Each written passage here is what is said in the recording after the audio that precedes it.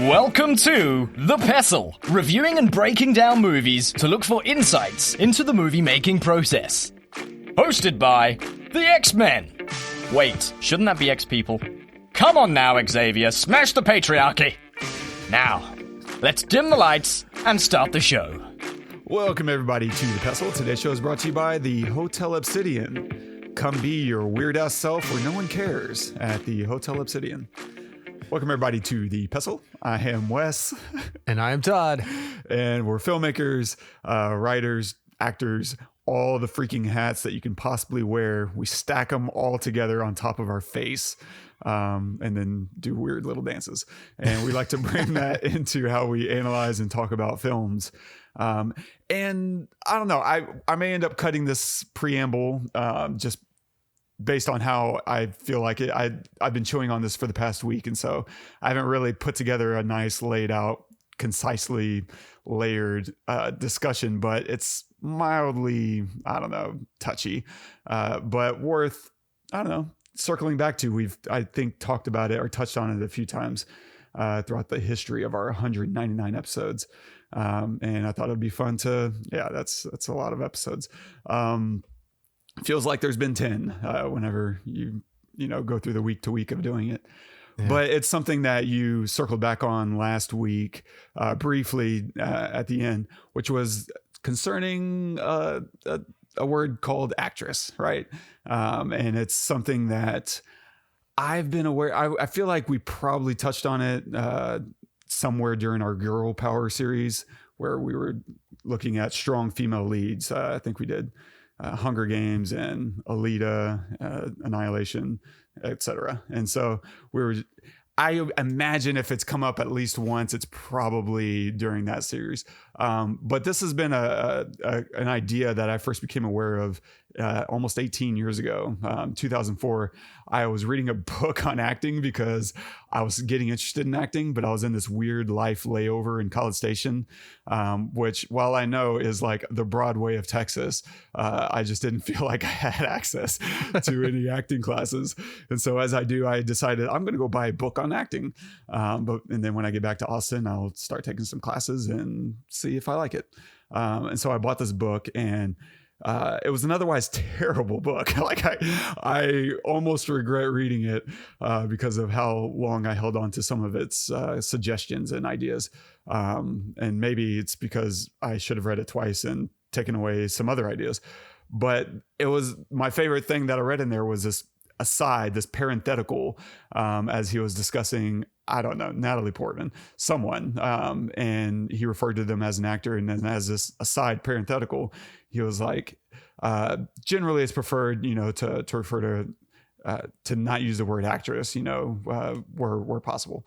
And I was like, oh, that's interesting. I don't remember how much he unpacked it.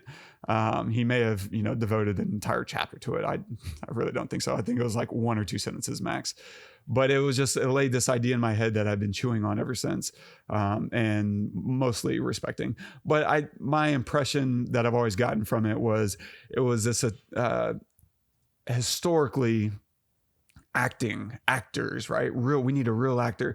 It became this kind of subtle way of diminishing women, and I don't think it was ever this overt thing, but it was always very subversive and its implication. And so preferring to call actresses actors became just a simple way to acknowledge, like, hey, you're real about yours. And so I started, wrapping my head around that. And I was like, oh, that's interesting. And, I've always appreciated that. But at the same time, I don't think it was ever intended to remove the word actress altogether. I don't think the right direction to take that idea is to diminish the word actress, right? Because there's still reasons to use it on a day-to-day basis, or because of simple reasons like disambiguation, right? There's a reason why we have best actor and best actress, right? It's to honor all these, everyone, try to being as inclusive as possible. And so I definitely try to use it. When I still use it, it's with the intention of disambiguating or to add clarity, or sometimes just, to I start down a road or down a sentence and I'm like, I think I'm going this direction and I might use it, prematurely. But if all that, I think, sometimes to clarify, if you're discussing a scene between a man and a woman and, I'm thinking about it from the standpoint of a director. I'm not thinking about Claire and John. I'm thinking about my actor and my actress. Right. And so that clarity can help, disambiguate whether you're discussing the guy or the girl, specifically as it pertains to your directing. And so there's all kinds of reasons, or maybe, I'm referencing someone with an ambiguous name, right? A unisex name like Jamie. It's like, yeah, Jamie King, a wonderful actress. And there's of course pronouns that you can use that. There's more than one way to shear a sheep, I guess, which is not that saying. I just don't want to talk about skinning cats right now, Todd. I get it. But, and I think longer term, I also don't want to start erasing feminization out of my vocabulary either. I feel like the aim at equality is good. And the last irony that I want is through that, cleansing, so to speak, of language to inadvertently create the thing that you're trying to improve, which is suddenly you're diminishing women in a whole new way, an unexpected and unintended way, by erasing them out of your language. And so, yeah, I just feel like they're dealing with enough. We've got thousands of years of diminishing women through, history. And I don't want to add on to that through diminishing them through language either. And so there's balance in the Force, I guess, even though I do have to wonder if balancing through the Jedi Force was good, because now you're saying we need evil now. But there's a different kind of balance that I'm aiming for, I guess, with language. And it's also, I don't know, just nice to have a variety of words, I guess.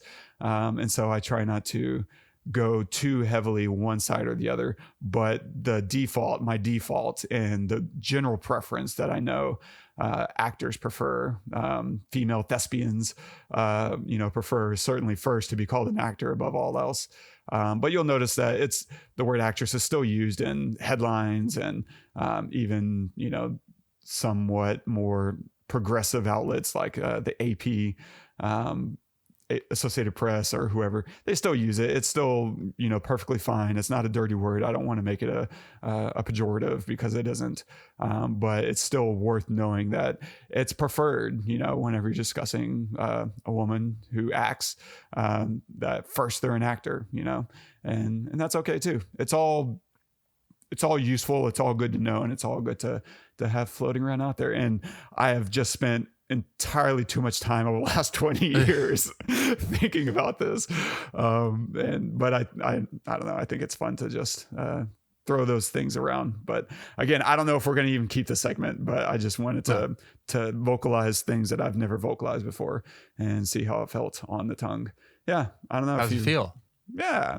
I think there's something in there. I probably could have wrote it down. This is what happens when Wes goes off book. That's exactly right. So you're saying they prefer to be called actors? I have yet to run across a woman where I've called them an actor and they corrected me and said, actress. Right. But has it been the other way around? I've seen that happen once. Yeah. And it's where she was called an actress, but she corrected and said, I'm an actor. It was subtle, but it was not big overt thing where it's like, oh, hold on. Yeah, no. Right. Actor, please. It wasn't that, right? I was like, actor. It was very casual. It was very, under the breath, it was like actor, but yeah. It was just in the vein of keeping the conversation going. They said they course corrected very slightly into actor. Yeah. So I have no skin in the game at all. Same. No preference. It is what it is.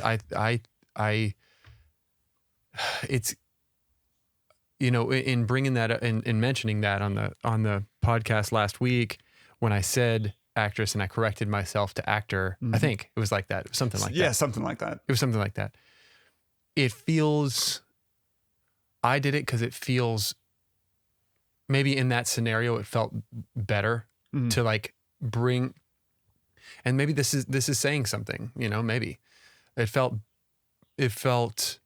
better to refer to her as an actor to me than as an actress, which is why I corrected myself in that moment. Right. Now, I agree with you that I think that there are plenty of moments where like it's necessary to say actress, so we know it's the female, or whatever. But in a scene with a guy, for instance. yeah, exactly. In a scene with another guy, maybe even they have the same name, like Jamie, like you said. That's a very good point. So I don't have a preference. I think my default is to say actor, is to try to say actor. Like that's my default, is to try to say actor, unless there's a specific reason that I need to say actress. And that's interesting because to me in my brain, it's out of respect because it's a craft that they're working on. It doesn't matter if they're male or female, whatever. You're doing the same thing. So why should I separate the two? Them into two words, but I totally agree. I don't think that we need to do away with it. But this is us in 2022. This is us ranting in 2022, and I have no skin in the game. And I would really love to have a panel of women or female actors that are on that we can just ask and say and talk about it in detail to get, like the real preference. Cause I've never seen anybody correct anybody else, like on set or anything, or like talk to an actor and or an actress and she says, I prefer actor. That's never happened to me. But it's kind of like a unspoken little respect thing. Why? And that's what I mean. Why, like when I say that, there might be something to it. If I see it as, there's a little bit more respect by saying actor, then is it less respectful to say actress? And I have no idea.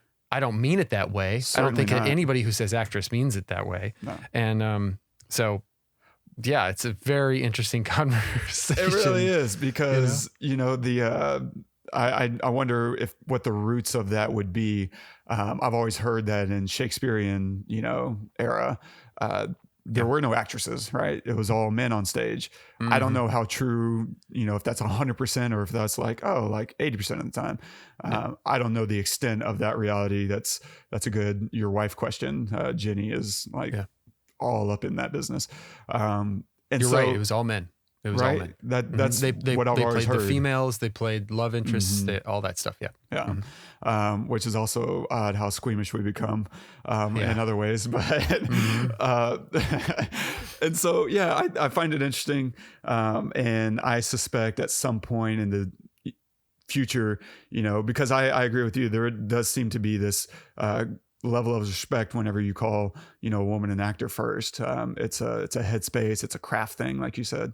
But I suspect sometime in the future that there becomes an empowerment over the word actress. And I can see that coming, or I could see it going completely the opposite direction. You just never know how things will shape up. But yeah, I don't know. I think it's nice. And let me be clear. I think that we both side with the women on whatever that is. Yeah, no question. Who gives a shit, Who right? fucking cares? And it's their job. They can be called whatever they want to be called, and we should call them that, and others should call them that. Yeah. So let's just say that it's a sign of respect. To respect people's own preferences, and it's to acknowledge and not diminish the idea that words can have power. It doesn't mean they always do. To some degree, it's the power you give it. I would argue to a very large degree. But that's not to say that they don't have any power at all. And, if someone keeps bludgeoning you with a thing that you don't like, it can take a psychological toll. And that's worth understanding and acknowledging. 100%. Yeah. I don't know. Maybe I'll edit this. If so, apologies everyone. But I think this is fun to toss out and chew on. Maybe we cut it out and it's a snippet. Yeah. If you don't want to keep it in this episode, maybe we just make it another. So if this is a short episode for you, there you go, Patreons. Right. Anyway. Nice. So what are we gonna do today, man? Yes, today we are covering Lightyear. The Buzz Lightyear story. So if you haven't seen it, it's in theaters now. Please pause the episode at the time of this recording. Please pause the episode. Go watch it. There's going to be a lot of spoilers everywhere. everywhere. We'll touch on a few things. I mostly want to look at some of the story and writing, the character and story arcs, and see what we can glean from that. And I don't know, did you prepare anything from the kiddos, or did you not have time? Oh, no, I didn't. Okay, all good. Sorry. And we will not do that. But yeah, we'll look at, some of the story and writing and other such stuff and things and stuff. So a quick synopsis of the film. While spending years attempting to return home, marooned Space Ranger Buzz Lightyear encounters an army of ruthless robots commanded by Zurg, who are attempting to steal his fuel source. It's directed by Angus MacLane, a screenplay by Jason Headley and Angus MacLane. It's starring Chris Evans as Buzz Lightyear, Keke Palmer as Izzy Hawthorne, Uzo Aduba as Alicia Hawthorne, Peter Sohn as Socks, Taika Waititi as Mo, and Isiah Whitlock Jr. as Commander Burnside.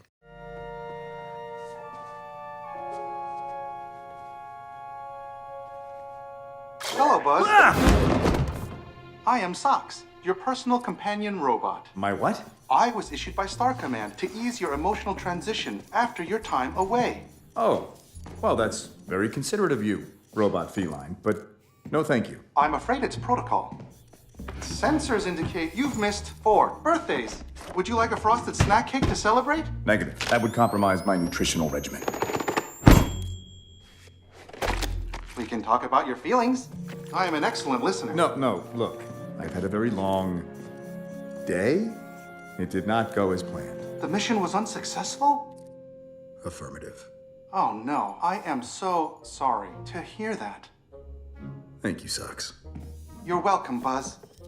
Shall we play a game? No, thank you. Are you sure?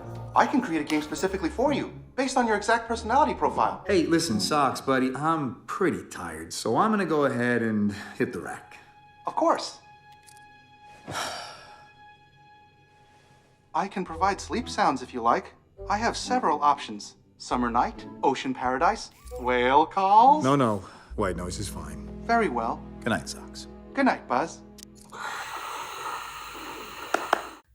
So there was a limited number of options for clips, and I just didn't want to play a trailer. Yeah. Nice. So I really do want to hear what it was like for you. I suspect there's a missing ingredient between my experience and yours, and it's probably going to begin with a couple of little parasites. Yeah. By the way, I can call them in here at any point, and I'd be happy to talk about it. So yes, first off, let me say I've been waiting for this movie for a long time. I loved the trailer. It was amazing. Great trailer. I loved the marketing for it. How it was so real and not cartoony at all, and just like it felt larger than life, right? The marketing and the trailers and everything. So and knowing as Pixar, I'm expecting a lot, which says a lot about them and what they do. And a lot meaning not just it looks good and it feels good, but that the story is layered and the story is important. And there's little things that every little thing matters. And that's what I felt like I absolutely got. And I was curious as to, how they were going to do this, because he looks different. He sounds different. He's in a whole different world kind of thing. So how are you going to tie this to Toy Story? And they do it in literally the first second, because apparently this is the movie that the toy was based off of, that Andy saw back in the 90s. And that's why he wanted this toy, because of this movie. And because of that, they could literally do anything. They just take this very open. They're like, we're going to address what you're going to see and the reservations you're going to have in your brain, because you've been tied to this other version of Buzz for 20 years. Now we're going to give him hair. Okay. And before you freak out because he's going to see his hair and he's going to look different, you need to understand why. And so here we go. This is why. Back in 1994, Andy got a toy. That toy was based on a movie. This is that movie. Boom. In that first opening shot with the text, it said in 1995. It's 1995, I guess he said. In 1995, Jenny, I went to see it with my wife and my kids, burst into tears. Just burst into tears, right? It was so emotional because that, you know, I mean, we've been living with Pixar and with Toy Story, you know, almost our entire adult lives. Definitely our entire adult lives, but our adolescent lives for sure, you know, late adolescence. And so it was like, I don't know, for her, it was just like super emotional. And she cried, I want to say 15 times throughout the entire movie, which is whatever. It's not saying a lot because she cries at everything, but you know, it was a really good setup to see. Right. And my kids have seen all the Toy Stories, they love everything Pixar, WALL-E, all that good stuff, the Good Dinosaur. And, so it was a good setup for them too, to know, oh, that's where this came from. Okay. So now everybody is just watching it from the point of view of this is brand new and anything can happen. And so we get into it, and you know, my son loves space and he loves talking about time and everything. And there's freaking time dilation in this movie. And they do an amazing job of explaining just enough to kids that might not understand what that is, or that, I mean, 9 out of 10 of them have no idea what that is, kind of touching on and explaining it, but not overly explaining it to annoy adults, which I thought was wonderfully beautiful and awesome. I loved how they gave him all of these trinkets and toys and weapons and everything, and then he immediately loses them all. And so you get this moment of, like, if he's being grabbed by the creature that we never actually see, but the tentacles, right? And you know, the first time that happens, when they land on the planet before they try to take off and they eventually crash, you know, he gets this gun and immediately loses it. And then at the last second, his partner throws him one and he catches it and it just gets out of it barely in time. And that happens the entire time throughout the movie, but he constantly fails. He fails. I love that Chris Evans is the voice. I think he's just perfect, because going from Captain America to this is exactly the kind of role that he should be. It shouldn't be Tim Taylor. Tim the Man Taylor. It shouldn't be. It should be somebody else or something else, because why not, right? He's got to sound younger, you know, and it's fine that he has a different voice, because this is a different kind of Buzz. This is from something that's completely different from the toy. I loved the characters. I love that his partner was lesbian and got married, and they had a kid and everything, and he missed it all. And then when she dies, it is a gut punch. It feels like a gut punch. His complete determination, no matter what, feels like the toy. You know, it feels like that's his mission. And then to find out that Zurg is actually him was amazing. It was such a cool little twist that you don't expect. But it's a different version of him, which, I don't know. I could go on for days to talk about it. I want to hear what you think before I keep going, but I absolutely adored it. I loved it. The kids loved it. Whenever there were these little Easter eggs that happened, they spotted them all. What Easter eggs? Well, okay. Well, things like the suit, for example.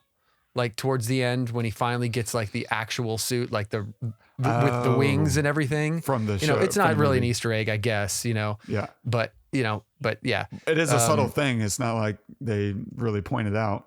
You do have to catch it. Yeah. Right. Exactly. So when he gets the wings, they freaked out. It's something that's such a thing that Pixar would do, right? Don't make him Buzz until the very end. Yeah.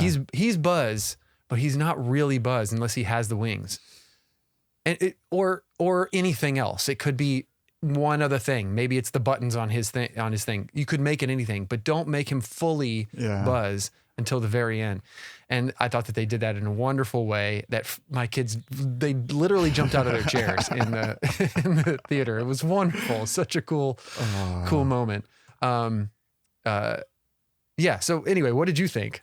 So how did you feel not having kids sitting in the theater watching this? far less entertained. Of course, which is fine. Yeah, I think that would have changed it a lot. Normally, you know, I'm shushing people, right? Like, hey, you in the back right row when I'm in the front left row, like, stop eating your popcorn so loud. Yeah, it's just, you know. And so I think this is that one rare film where it's like, man, to be, you know, surrounded by kids would have, you know, made a big improvement. Except I didn't think parents would like me going up and say, hey, can I sit by your kids?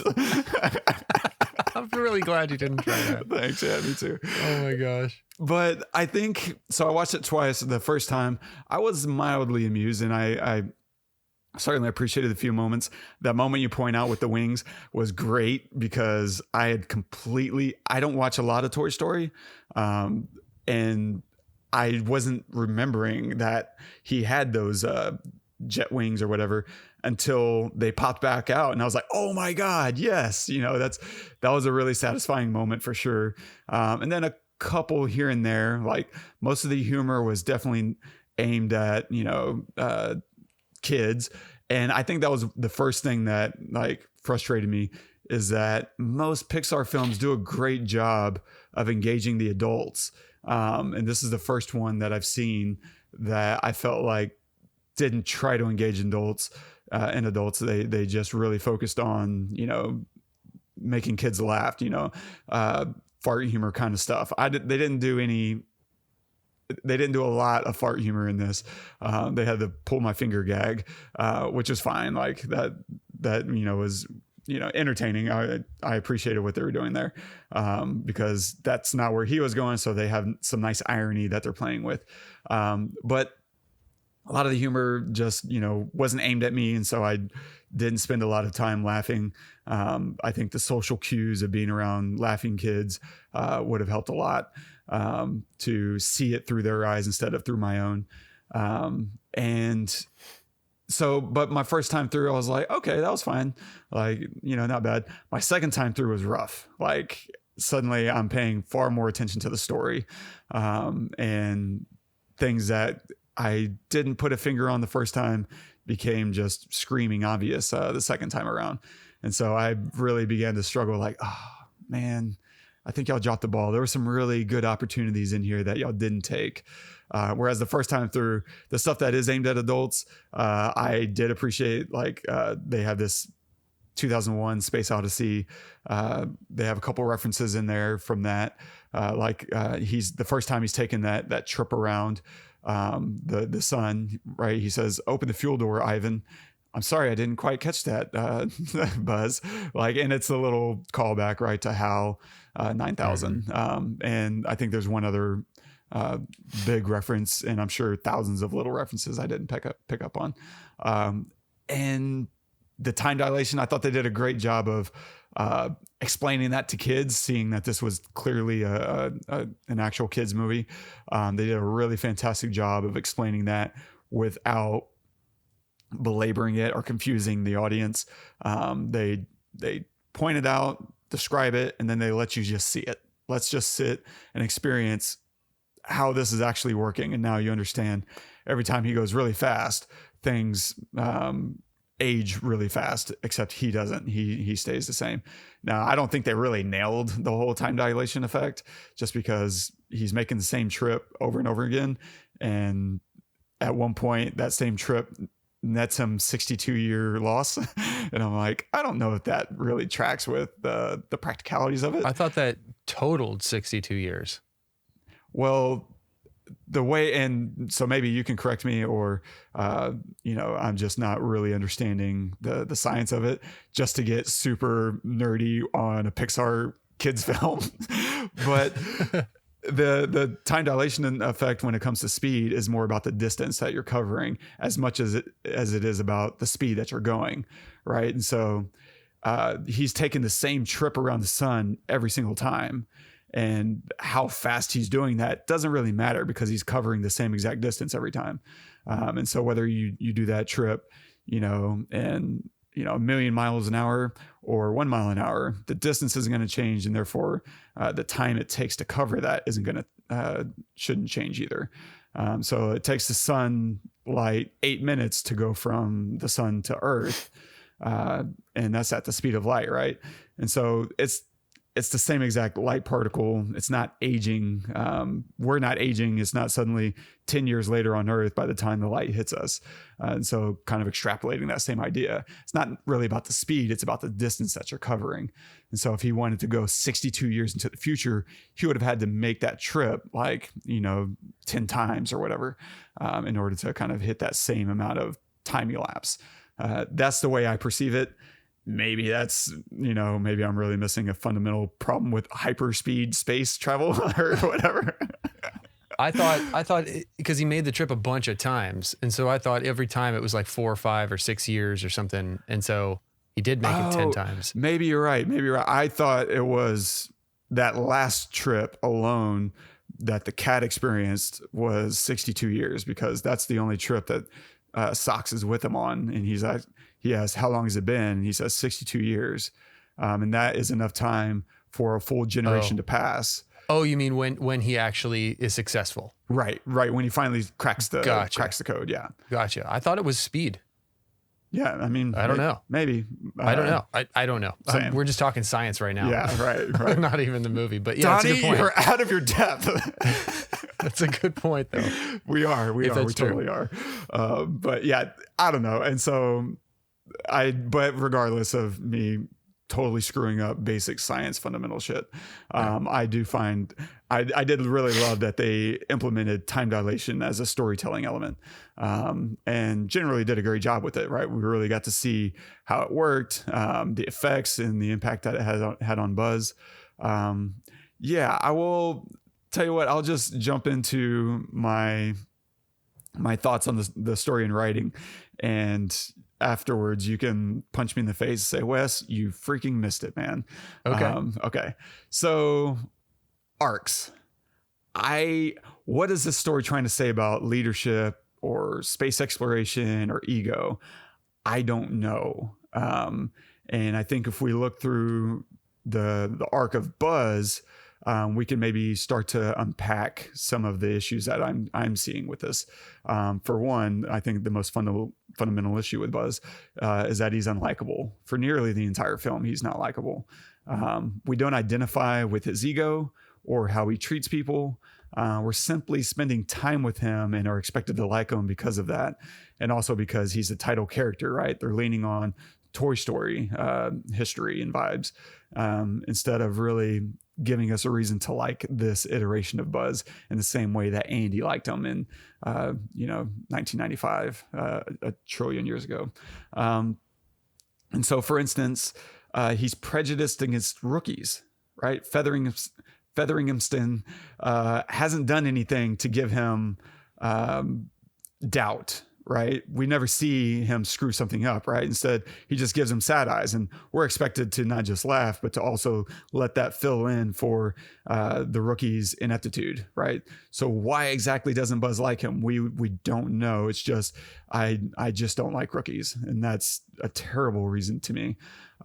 Instead, it would have been great to see either A, that the rookie or rookies are incompetent, even though Buzz tries to include them. Right? Like, oh, I'm trying to get you to be a part and you just keep screwing up. Instead, he tells him to shut up and sit there. And the result of that, right, is he gets abducted. And now he's blaming the rookie for being abducted after doing what he told him to do.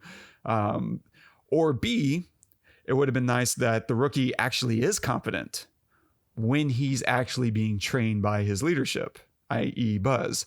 I.e. the problem is fixable through competent leaders.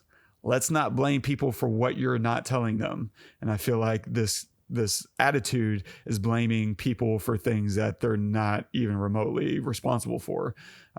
If it's your job to train me and I suck because you're a bad trainer, not because I'm just an inherently terrible person, which they touch on lightly whenever Buzz has his moment of, I used to screw things up too. Well, that should be every bit of a reason to have a different perspective on how you're treating these people. And so we can go down that here in a little bit if you want, but maybe this film, my feeling is maybe this film should have been Buzz as a rookie trying to prove himself over incompetent leadership. And now it's a story of overturning old ways, patriarchy, outdated philosophy, any number of opportunities. Because I felt like they were playing with some ideas of, okay, we have a kind of a historically, empowered demographic.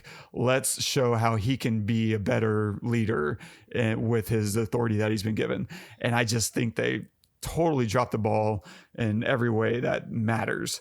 And so he's pooping on, the rookie when we start at the beginning. And then we fast forward when we meet Izzy and Steele and Mo. I feel like they should be incompetent because of bad leaders, not because they're idiots. And they are just flat out idiots. There is no reason to trust any of them with anything. And so they're proving his case right, that he shouldn't trust them. Instead, the point should be he needs to be training them. And we never have that model in our mind of what it means to train someone to become better, or what it means to take someone who's not good at their job and make them good at their job. There's none of these layers to interact with that's going to propel our story forward in a way that, adds up to something. And so this sets up doing that, right? Sets up logic to let them have moments of glory that are never earned with an emotional resonance. They never have these improvements that come because of something happening mechanically within the story. There's no structure to when they get better or why. Instead, it's just sporadic, right? They get better when it serves the plot, not because it's ever earned through any kind of character growth. And that makes this very unsatisfying from a story and emotional, human element. Okay, well, maybe this story is kind of digging into space exploration, right? Maybe it's trying to tell us something about that. Well, we have a whole sequence of Buzz skipping through time, seeing his friend have a family, get old, and there's this emotional beat. And so what it's communicating to me is that Buzz is missing out on life. He's missing out on, personal experiences. And so what? That is never pertinent to his journey in this film. He's making a sacrifice that's never realized or articulated in his arc after this point, right? It's an unfulfilled emotional loaded gun. They never really set that off in a compelling way, or at least an overt and obvious way. At best, he has the team at the end, but it's not at all emotionally connected to an idea that's layered throughout the film of he was missing out on something, and now this is an opportunity to have his personal fulfillment come through space exploration or connecting with his team. Instead, it's just like, oh, I guess y'all aren't idiots after all, and y'all should be a part of my team. And it's just a jump. It's a complete story jump that isn't earned through any kind of sequencing within the story itself. The space exploration community itself decides to be anti-exploration. This doesn't track at all. The turnip is supposed to be filled with scientists and space explorers. And they just stop because their kids have a force field shield thing. Like, that is a complete nonsensical thing. Like, why? And there's no reason at all. It's just to serve the plot of having Buzz deal with obstacles and obstinacy. It lacks any kind of story, cohesion. And at the end, Burnside randomly changes how he treats Buzz's rogue mission with a reward instead of punishment. I don't understand that, because in what we discover right towards the end through old Buzz is that we find out he was chided or whatever for stealing the ship and fixing the problem, which is dumb. But okay, like, if that's going to be the direction you're taking these characters, be consistent.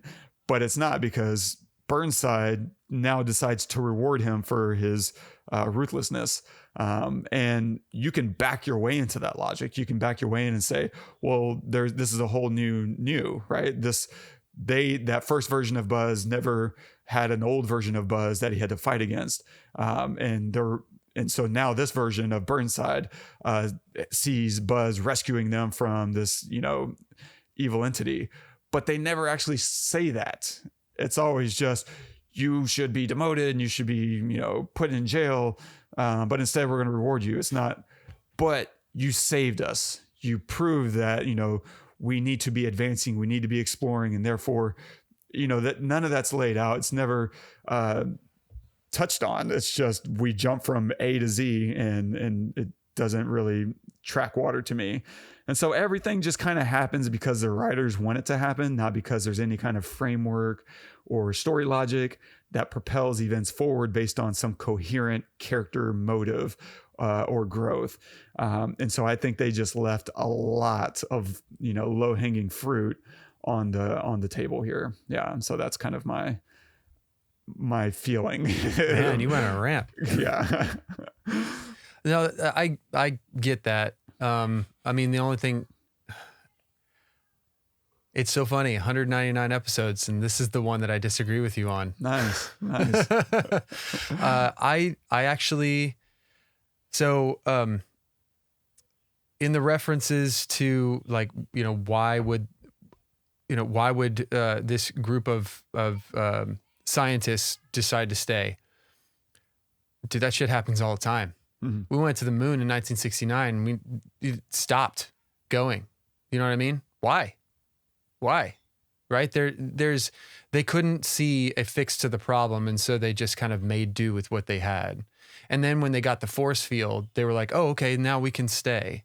And Buzz had been trying and failing for decades and just never, they had given up. That happens all the time. I think it might be just a reference to that a lot of times society can just stop.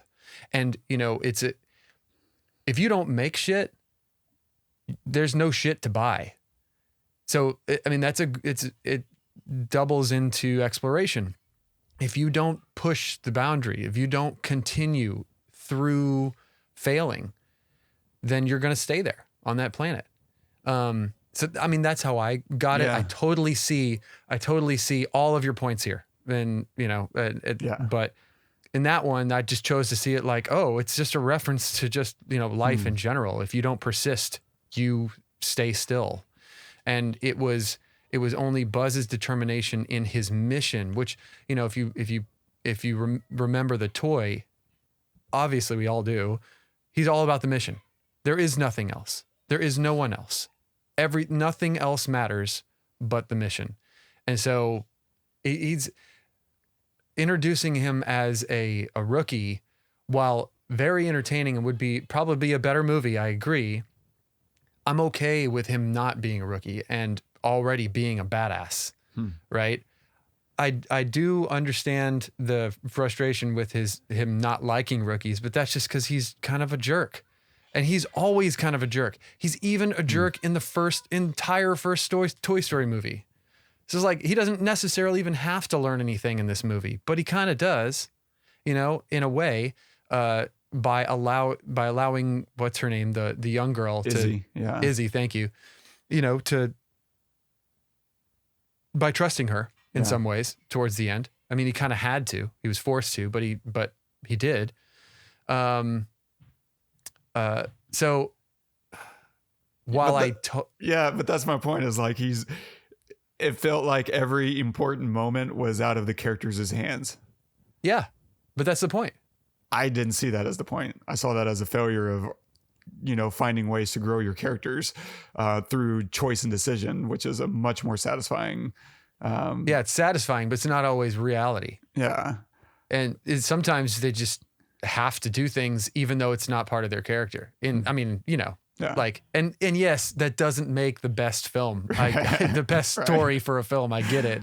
There's usually an arc and something that creates a transition in a mind, and we see that on film, or we hear it or whatever. And that's what we're used to. And we didn't necessarily get that with him. I agree with that. He was kind of forced into situations where it had to happen, and it wasn't a conscious decision that was made by him. And so by the end, it's kind of like he's this character where things happened and decisions had to be made whether he wanted to make them or not. Yeah. And that's not exactly as fulfilling from a filmmaker watching standpoint.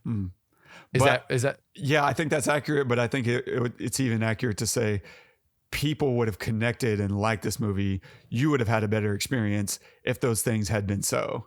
Like, because now probably. you understand, oh man, he's learned, and you can feel it. It's not that you're just saying, yes, he's learned, and therefore I like this. Obviously, it's not that, but you would emotionally connect with him because you are empathizing with his journey now in a way that you're not able to.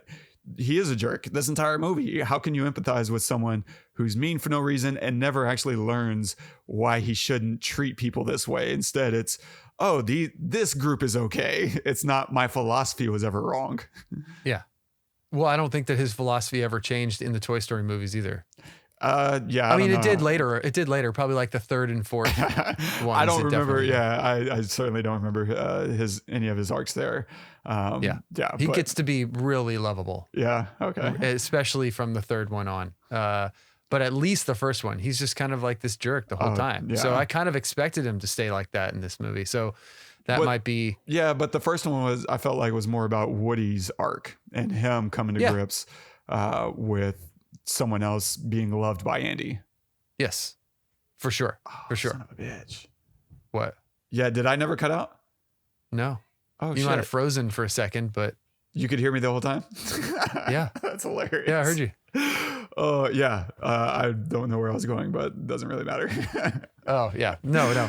I think the point that I'm like dissentingly agreeing with you Yeah. that I think that those are ways that it could have been better, but I was okay with how it was because of how I've connected with Buzz throughout the years of Toy Story 1 through 4, and I kind of expected him to still be that way because that's how he was in the first one, and I know it was mostly about Woody. Totally get that. It's a Woody movie, but Woody is only Woody because of the way Buzz is in that movie. Yeah. And so I expect him to kind of go into. I mean, even at the end, the ship that they fly off into space in looks exactly like the box that Buzz came in. Oh, that's funny. Yeah. And there's this another reference, and Simon saw this, dude. Simon saw this. He noticed this in Toy Story 1. Buzz mentioned something to Woody about gas prices or something, and he says, "Oh, you guys, you haven't learned about crystallic fusion yet," or something like that. He references crystallic fusion, which is what this movie is 100% about, right? Like he's trying to capture that again.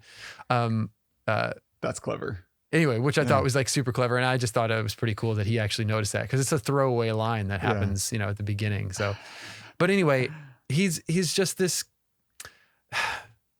I get how it could have made a better movie. Yeah. I do, but I'm fine with how it was, Nice. and because I kind of expected him to stay that way, Hmm. because if he would have just been like this character that I loved at the end, then in a way it would have changed the way that Toy Story 1 felt to me, because then he doesn't need to continue learning. Like, well, I mean, you always need to continue learning, but like he doesn't need to learn, what he learns in Toy Story 1 if he's already learned it in this movie. Maybe not necessarily because they're totally separate and they've established totally separate. Universes, But me as a viewer, so I think those are still really good references. Nice. Still really good notes there. Thanks, man. Yeah. The last thing I'll say is I loved socks, but there was a simple little number reference. Y'all know I like to try to see if there's any subtle things that they're doing. And maybe it's not what I thought it was, but Izzy has, every character has a number emblazoned on their chest. And Izzy's number was 42, which I thought was kind of a double reference. For one, it's a simple sci-fi fantasy reference to Hitchhiker's Guide to the Galaxy, right? The light, the universe, and everything. But it's also, I felt like even more importantly, was a reference to Jackie Robinson, like number 42. Yeah. Love it. Yeah. So I was like, oh, that's a fun use of numbers. I couldn't put together any of the other numbers. And so if there was another fun thing they were doing there, I completely missed it. I tried. I thought I saw a birthday or something, but no. I love the 42 reference to Hitchhiker's Guide. I think that's totally legit. But I didn't even think about Jackie Robinson. That's even better. I hope that's the thing. Yeah, me too. Yeah. The thing that surprised me was that Zurg was him, because in Toy Story 2, there's this reference. I don't know if you've seen Toy Story 2. I mean, not in a while. Yeah. Yeah. Well, there's a reference because Zurg is chasing them in Toy Story 2. And there's a reference to Star Wars where he's chasing him and he says, Buzz, I am your father. And Buzz kneels down. He's like, no. He does the whole Star Wars thing. And then they play catch in the movie. So They're good. like, oh, son. Oh, yeah. Oh, dad. And they play catch in the movie, and it's funny and fun, and a fun reference. So in this movie, when he gets to Zurg, is like around, Zurg is close to him before he knows that it's him. He says, Dad, just like a little tiny little reference, and then finds out that it's him. But that's a little callback to Toy Story 2. That's pretty solid. I like that. Because I expected it to be his dad because of Toy Story 2. And so did my kids. Oh, because wow. It's a legit reference that they, in Toy Story 2, they spend some time on, right? And they go back to a couple of times. So anyway. Yeah. And there's a few other things too, but they're like little tiny things. So Nice. But I enjoyed it. My kids really enjoyed it. My wife enjoyed it, which is a big deal because she's not really, into most movies. She thinks most movies suck, which, to be fair, that's not incorrect, in many ways. Yeah. But this is thoroughly enjoyable to her. I wish it was more enjoyable to you. I wish I could have seen it with you. You could have come with me and my kids. That would have been great. Seeing them stand up in the middle of the theater and like clap would have been enjoyable for you, I think. Agreed. So, yeah. Nice. Well, that's all I got. What are you going to recommend this week? Let me see. Yeah. Oh, I was going to recommend what the artist spotlight is. Oh, were you really? Yeah. We can double up. That's fine. Okay, let's double up. All right, my son for a long time, he's really loved Mr. Beast. I love Mr. Beast. I think he's awesome, and it's just a good humanitarian in a lot of ways, and just an awesome person. And he wanted to start a YouTube channel, and I want to say a couple of years ago or a year ago, or I don't remember, probably 2 years ago. He started a little YouTube channel. He thought of the name. Wanted to call it PopGum, and where he plays video games. And we only have, a few videos because they're such a pain in the butt for me to edit and everything. But he's wanted to start doing it again. And so we started doing it. We've done a couple in the last month or so. And we're going to start doing more because I told him, hey man, this is a lot of work. And I have a lot of things to do, and I love you to death, but I don't want to be sitting down at a computer editing this stuff only for you to come and tell me that you want it to be different. So if you want to do this, you can record these things, and you're going to sit your butt next to me while I do it. And I want you to tell me what to do, because I'm not going to imagine what you want this to be. This is your thing. And then also, if we put these things online and they don't get views or whatever, likes, I don't give a shit. Do not get upset about that. The moment you start getting upset about that, I'm stopping. And not because you did anything wrong, but because I don't want you to tie this to your worth. This is just to play. It took Mr. Beast years to get any kind of following or anything. So that does not matter. This is just for fun. So anyway, the last couple episodes, he's sat next to me, and every single edit that's in these videos is what he told me to do. Cut that out. Okay, bring this back in. Oh man, maybe we can put in a picture of so-and-so here, or a sound bite of this there, or whatever. All of these things are all his call, which I just absolutely love and adore. And so the next one that we do, just FYI, he's going to edit it. Ooh. He's going to sit in this chair because he's watching me twice. Are we talking Premiere? Yes, we're talking Premiere. He's watched me twice since I said, okay, next one, I want you to sit in the chair. It will take weeks to do. I know it will, but I'm telling you, you do that a couple of times, you won't even need me to be here, and you'll figure it out.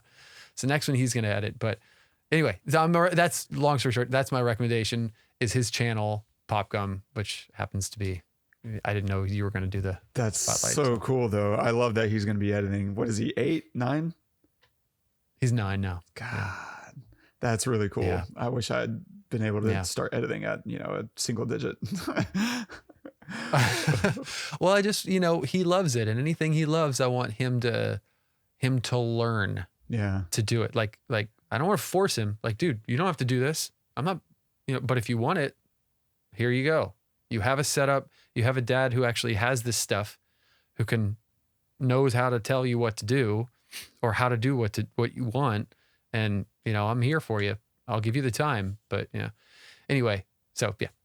So. Nice.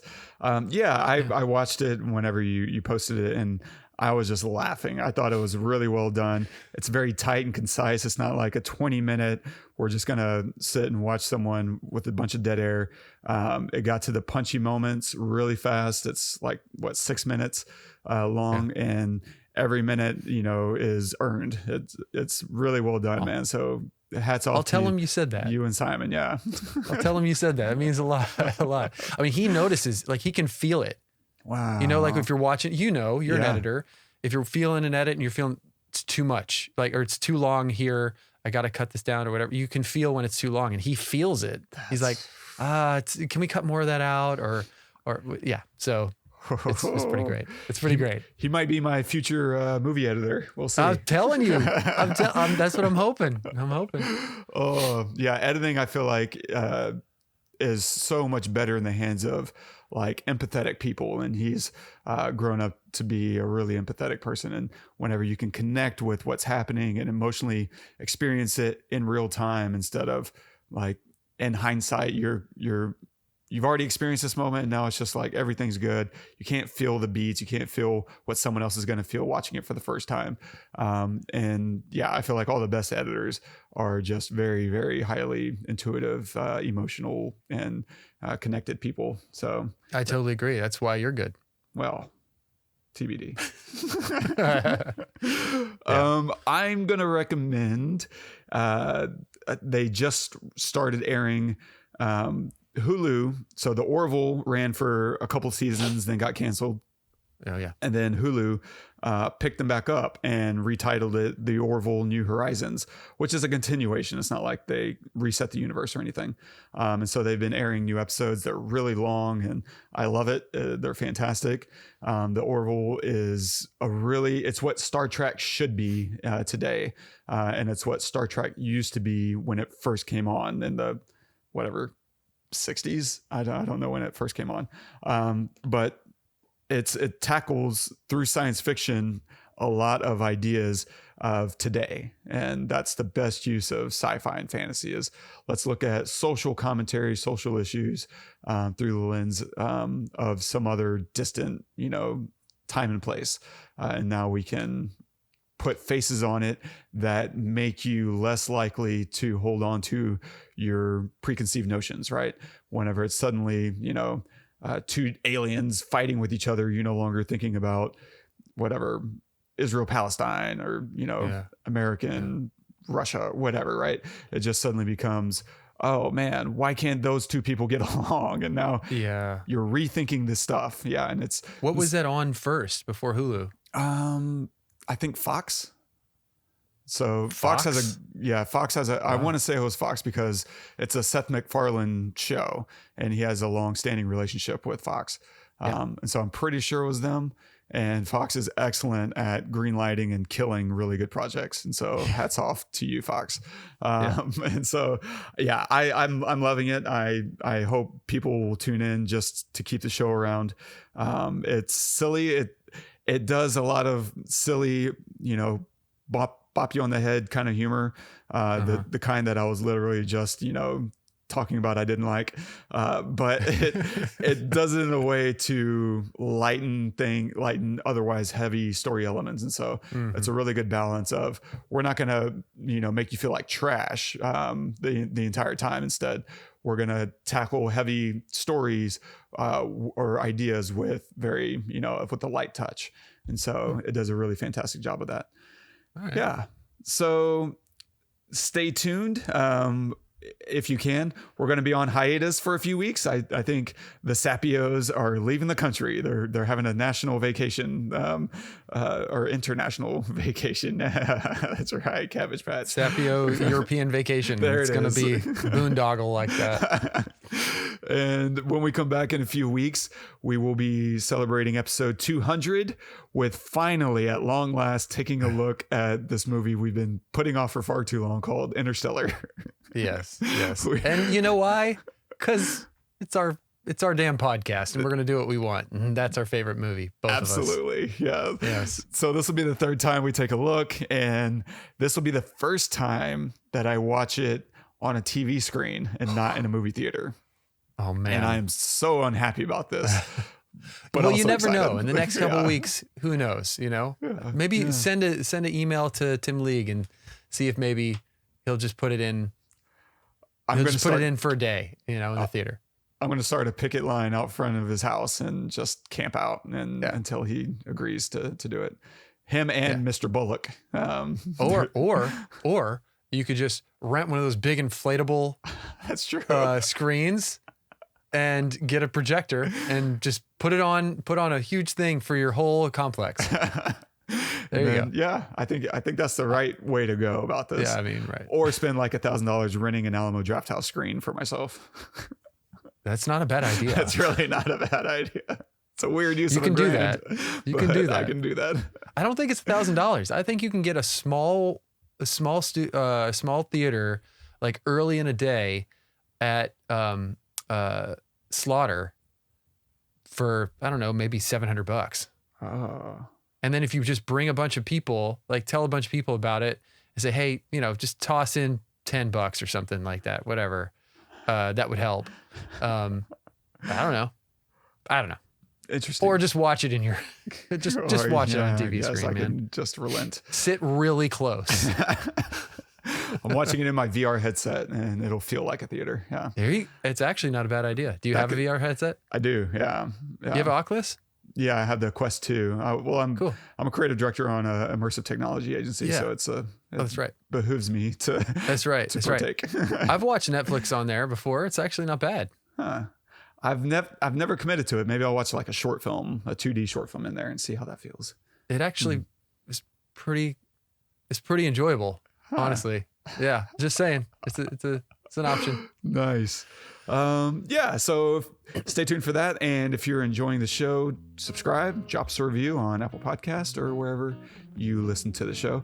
And if you want to comment on this episode, you can do that at thepestlepodcast.com/Lightyear.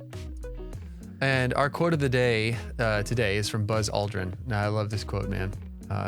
Harkens back to what we were talking about earlier. Keep in mind that progress is not always linear. It takes constant course correcting and often a lot of zigzagging. Unfortunate things happen, accidents occur, and setbacks are usually painful. But that does not mean we quit. Especially now, today, in this political climate, and all this shit going on, with wars and with inflation and all this stuff, like, we hit hard times all the time. Yeah. But it's just like investing in the stock market. You don't lose the money until you sell. So don't quit. If you believe in it, it can happen, but only if you don't quit. And it's coming from anybody else. Those are just words, but for someone like Buzz Aldrin is really super powerful. That's a wonderful quote, man. Nice. Thanks. Well said. Yeah. Anyway, thank you guys so much for joining us. This was a lot of fun. I'm really glad we disagreed on this film. That felt really good to argue my point, to listen to your point, and tell you how you're wrong. I appreciate it. I appreciate it. Join us next week. Or whenever we're going to do this. What is it? 3 weeks maybe from now? Maybe 3-4 weeks. Yeah. Okay, we'll do it immediately when I get back. All right. Love you, man. It's going to be fun. Yep. Thanks for joining us. Until next time, I'm Todd. I'm Wes. Go watch the movies. That was solid, dude. So good. Oh yeah, let's do it. Let's do it. Infinity. And beyond.